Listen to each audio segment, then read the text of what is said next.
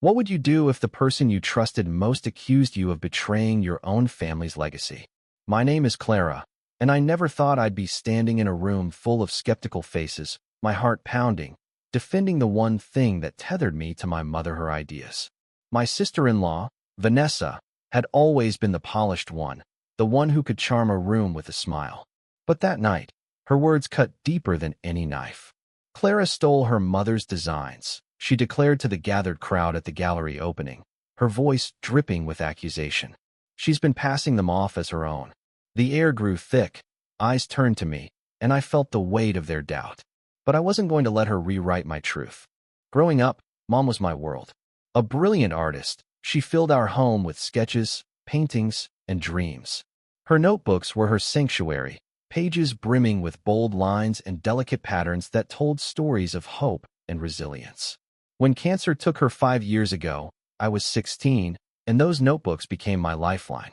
I'd spend hours tracing her lines, feeling her presence in every stroke.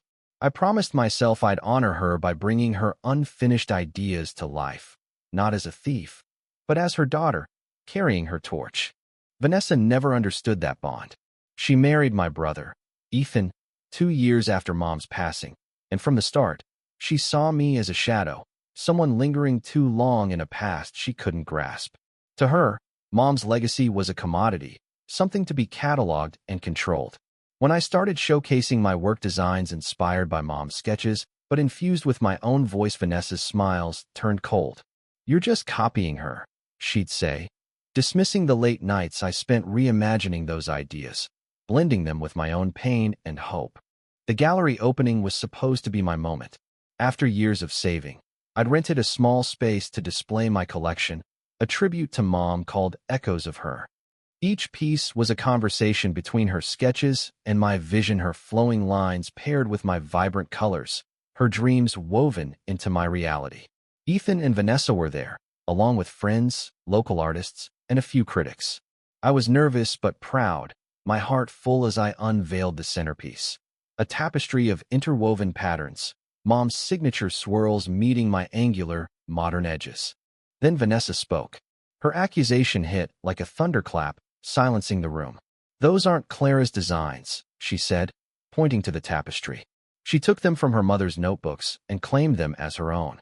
Whispers rippled through the crowd. I saw Ethan's face tighten, torn between his wife and me. My chest burned, not just from the betrayal, but from the audacity of her lie. She wasn't just attacking Mesh, was erasing Mom's wish for her ideas to live on through me. I could have crumbled. Part of me wanted to run, to hide from the stares. But I thought of Mom, her voice in my head. "Your heart is your art, Clara. Don't let anyone dim it." I stepped forward, my voice shaking but steady. "Vanessa, you're wrong. And I can prove it." I pulled out one of Mom's notebooks, its pages worn but cherished, and opened it to a letter tucked inside. I'd found it last year, tucked between sketches, written in Mom's looping handwriting. My hands trembled as I read aloud. "To Clara, my heart. These ideas are yours as much as mine. Take them, make them your own, and let the world see our love." The room was silent, the weight of her words sinking in. I held up the tapestry again. "This isn't theft. It's a promise I made to her." Vanessa's face paled. She stammered, searching for words, but none came.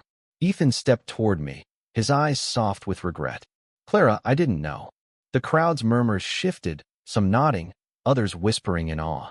A critic approached, asking about the notebook, and soon people were gathered around, not to judge, but to understand. They saw the sketches, the letter, the undeniable thread between Mom's work and mine. Vanessa slipped out quietly, her accusation unraveling in the face of truth. I didn't feel triumph, only a quiet strength. This wasn't about proving her wrong, it was about honoring Mom, about showing that love and legacy can't be stolen, only shared. Ethan apologized later, and we talked about Mom, about healing. Vanessa never mentioned it again, but I didn't need her to. The truth was out, and it was louder than her words. That night, as I packed up the gallery, I felt Mom's presence stronger than ever.